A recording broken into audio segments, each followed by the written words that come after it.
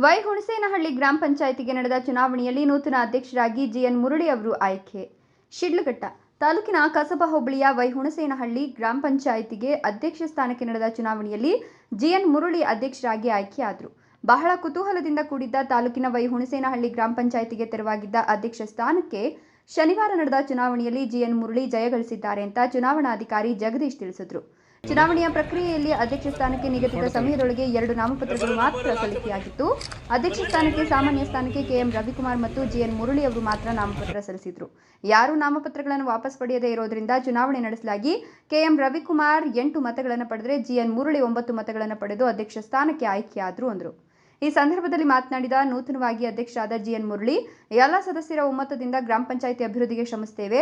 ಪಂಚಾಯಿತಿ ಮಟ್ಟದ ಮೂಲಭೂತ ಸೌಕರ್ಯಗಳಾದ ನೀರು, ಸ್ವಚ್ಛತೆ, ಬೀದಿ ದೀಪ, ನೈರ್ಮಲ್ಯವನ್ನು ಕಾಪಾಡುವುದರೊಂದಿಗೆ ಸಾರ್ವಜನಿಕರಿಗೆ ಸಮಗ್ರ ರೀತಿಯಲ್ಲಿ ಕೆಲಸ ಕಾರ್ಯಗಳನ್ನು ಮಾಡಿಕೊಡುತ್ತೇನೆ ಎಂದರು. ತೀವ್ರ ಕುತೂಹಲವಾಗಿದ್ದ ಹುಣಸೇನಹಳ್ಳಿ ಗ್ರಾಮ ಪಂಚಾಯಿತಿಯು 17 ಸದಸ್ಯರ ಬಲದಲ್ಲಿ ಜೆಡಿಎಸ್ ಬೆಂಬಲಿತ 9 ಹಾಗೂ ಕಾಂಗ್ರೆಸ್ ಬೆಂಬಲಿತ 8 ಸದಸ್ಯರನ್ನು ಒಳಗೊಂಡಿದ್ದ ಗ್ರಾಮ ಪಂಚಾಯಿತಿಯು ಕೊನೆ ಗಳಿಗೆಯಲ್ಲಿ ಜೆಡಿಎಸ್ ಬೆಂಬಲಿತ ಸದಸ್ಯ, ಕಾಂಗ್ರೆಸ್ ಬೆಂಬಲಿತ ಸದಸ್ಯರಿಗೆ ಮತ ನೀಡಿ ಅಧ್ಯಕ್ಷ ಸ್ಥಾನ ಪಡೆಯಲು ಕಾರಣರಾದರು. ಜೆಡಿಎಸ್ ಅಭಿವೃದ್ಧಿ ಮಾಡಬೇಕು, ಏನೇನು ಚಾಲೆಂಜ್ಗಳಿದೆ ಈ ಪಂಚಾಯಿತಿಯಲ್ಲಿ? ಚಾಲೆಂಜ್ಗಳೈತೆ, ತುಂಬ ಚಾಲೆಂಜ್ಗಳೈತೆ. ಹಳ್ಳಿಗಳಲ್ಲಿ ತುಂಬ ಚರಂಡಿ ಅದು ವ್ಯವಸ್ಥೆಗಳು, ನೀರಿನ ವ್ಯವಸ್ಥೆಗಳು ಪ್ರಾಬ್ಲಮ್ ಐತೆ. ಎಲ್ಲ ಸಾಲ್ವ್ ಮಾಡಬೇಕು ಅಂತೇಳಿ ಅಂದ್ಕೊಂಡಿದ್ವಿ. ಎಲ್ಲ ಗ್ರಾಮಗಳಿಗೆ ಆದ್ಯತೆ ಕೊಟ್ಟು ಎಲ್ಲ ಗ್ರಾಮಗಳಲ್ಲಿ ಮಾದರಿ ಗ್ರಾಮಗಳು ಮಾಡಬೇಕಂತೇಳಿ ನಮ್ಮ ಆಸೆ ಐತೆ. ಆ ಥರ ಅಧ್ಯಕ್ಷರ ಮುಖಾಂತರ ಮಾಡ್ತೀವಿ. ಜೆಡಿಎಸ್ ಕೈಲಿದ್ದ ಅಧ್ಯಕ್ಷ ಸ್ಥಾನವು ಕಾಂಗ್ರೆಸ್ ಪಾಲಾಯಿತು. ಗೇಮ್ ಚೇಂಜರ್ ಆದ ಹುಣಸೇನಹಳ್ಳಿ ಗ್ರಾಮ ಪಂಚಾಯಿತಿ ಸದಸ್ಯ ರಾಜಪ್ಪ ಅನ್ನೋದು ಹಲವರ ಮಾತು. ಚುನಾವಣೆ ವೇಳೆ ಕೆಲಕಾಲ ಕಾರ್ಯಕರ್ತರು ಕಾಂಗ್ರೆಸ್ ಪಕ್ಷಕ್ಕೆ ಮತ ನೀಡಿದ ರಾಜಪ್ಪನ ವಿರುದ್ಧ ತೀವ್ರ ಅಸಮಾಧಾನ ವ್ಯಕ್ತಪಡಿಸಿದರು. ಈ ನಡುವೆ ಕಾರ್ಯಕರ್ತರ ನಡುವೆ ಮಾತಿನ ಚಕಮಕಿ ನಡೆಯಿತು. Chintamani DYSP P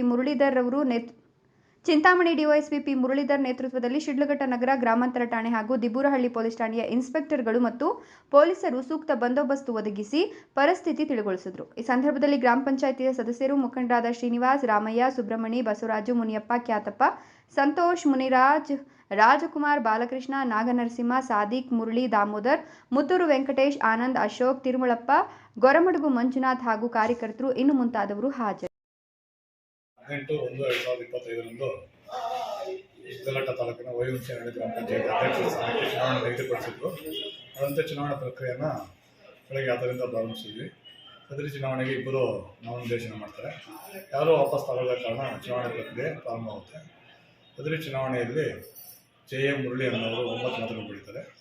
KM Ravikumar ಅವರು 8 ಮತಗಳನ್ನು ಪಡೀತಾರೆ. ಜೆಎಂ ಮುರಳಿ ಅವರನ್ನು ಅಧ್ಯಕ್ಷರು ಅಂತೇಳಿ ಚುನಾವಣೆ ಪ್ರಕ್ರಿಯೆಯಲ್ಲಿ ಘೋಷಣೆ ಮಾಡಿದ್ದಾರೆ.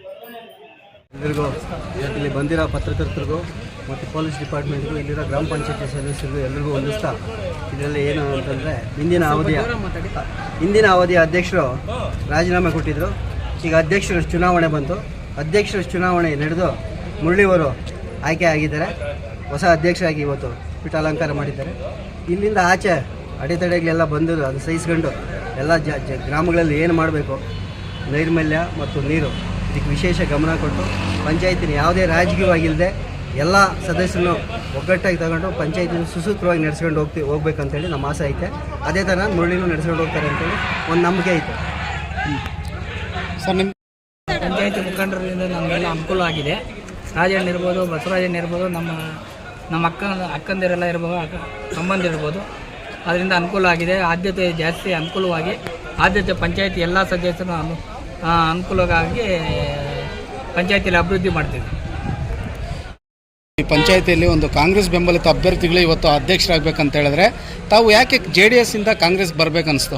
ಸರ್, ನಮ್ಗೆ ಭಾಳ ತೊಂದರೆ ಆಗಿದೆ ಊರಲ್ಲಿ. ಅದಕ್ಕೋಸ್ಕರವಾಗಿ ನಾನು ಮುರಳಿ ಕೋಟ್ ಮಾಡಿದ್ದೆ. ಈಗ ಮುಂದೆ ಇದರಿಂದ ನಿಮಗೆ ಯಾವ ಥರ ಅಂದರೆ ಪೊಲೀಸ್ ಬಂದೋಬಸ್ತ್ ಎಲ್ಲ ತಗೊಂಡಿರೋದು ನೀವೇ ಅನಿಸುತ್ತೆ? ಹೌದು ಸರ್. ಮುಂದೆ ಏನು ಸರ್ ನಿಮಗೆ ಅಭಿವೃದ್ಧಿ ಮಾಡಬೇಕಂತೇಳಿ ನಿಮ್ಮೂರಲ್ಲಿ ವೋಟ್ ಮಾಡಿರ್ತಾರೆ ನಿಮ್ಮನ್ನು ನಂಬಿ. ಈಗ ಅವ್ರೇನು ಹೇಳ್ತಾ ಇದ್ದಾರೆ ಅಂತ ಹೇಳಿದ್ರೆ ನಮ್ಮನ್ನು ಆಯ್ಕೆ ಮಾಡಿರೋಂಥ ನಮ್ಮನ್ನು ತಿರಸ್ಕಾರ ಮಾಡಿ ಇವತ್ತು ಅವ್ರ ಜೊತೆ ಸೇರಿದ್ದಾರೆ. ಅವರು ಕೂಡಲೇ ರಾಜೀನಾಮೆ ಕೊಡಬೇಕಂತ ಹೇಳ್ತಾ ಇದ್ದಾರೆ. ಅದಕ್ಕೆ ತಮ್ಮ ನಿಲುವೇನು? ಯಾವ್ದು ರಾಜೀನಾಮೆ ಕೊಡೋದು? ಅಂದರೆ ನಿಮ್ಮ ಗ್ರಾಮ ಪಂಚಾಯತಿ ಸದಸ್ಯ ಸ್ಥಾನಕ್ಕೆ ಗ್ರಾಮಸ್ಥರ ಒಂದು ಪ್ರಜಾಪ್ರಭುತ್ವ ಕಗ್ಗೊಲೆ ಮಾಡಿದ್ದಾರೆ. ಅವರು ಸದಸ್ಯರಾಗಿದ್ದು ಬೇರೆ ಪಕ್ಷಕ್ಕೆ ವೋಟ್ ಮಾಡಿದ್ದಾರೆ ಅಂತ ಹೇಳಿದ್ದಾರೆ. ಅದಕ್ಕೆ ತಮ್ಮ ನಿಲುವೇನಿದೆ ಸರ್? ಸರ್, ಕಗ್ಗೊಲೆ ಮಾಡಿದ್ರು ನಮ್ಮೂರಲ್ಲಿದ್ದಾರೆ. ತೋರಿಸ್ತೀನಿ ಬೇಕಾದ್ರೆ ಅವ್ರನ್ನ ಈ ಥರ ಕೇಳಿ ರಾಜೀನಾಮೆ ಕೊಡಬೇಕು ಅಂತ. ಆಯಿತಾ? ನಮ್ಮನ್ನು ಕೇಳೋದಲ್ಲ, ನಾವೇನು ಅಭಿವೃದ್ಧಿ ಮಾಡಿದಲ್ಲ. ಮಾಡೋಕ್ಕೆ ಬಿಡಲ್ಲ ಸರ್. ಯಾವ ಕೆಲಸ ಬಿಡಲ್ಲ ಅವನು. ಸರ್, ಕೊನೆಯ ಗಳಿಗೆಯಲ್ಲಿ ನೀವು ಜೆ ಡಿ ಎಸ್ಗೆ ಅಂದರೆ ಜೆ ಡಿ ಎಸ್ ಬೆಂಬಲಿತವಾಗಿ ಇದ್ದರವರು ಕಾಂಗ್ರೆಸ್ ಬರಬೇಕಂತ ಹೇಳಿದ್ರೆ ಲಾಸ್ಟಾಗಿ ಏನು ಹೇಳ್ಬೋದು ಸರ್ ಅದು ಕೊನೆಯದಾಗಿ? ನಮ್ಮ ಸಿದ್ಧಾಂತ ಅದು. ನಮ್ಮ ಊರಲ್ಲಿ ಓಟ್ ಹಾಕಿ ಹೇಳಿದ್ದೀನಿ. ಆಯ್ತು ಹೋಗಪ್ಪ, ಇದ್ರೆ ಆಗಲ್ಲ.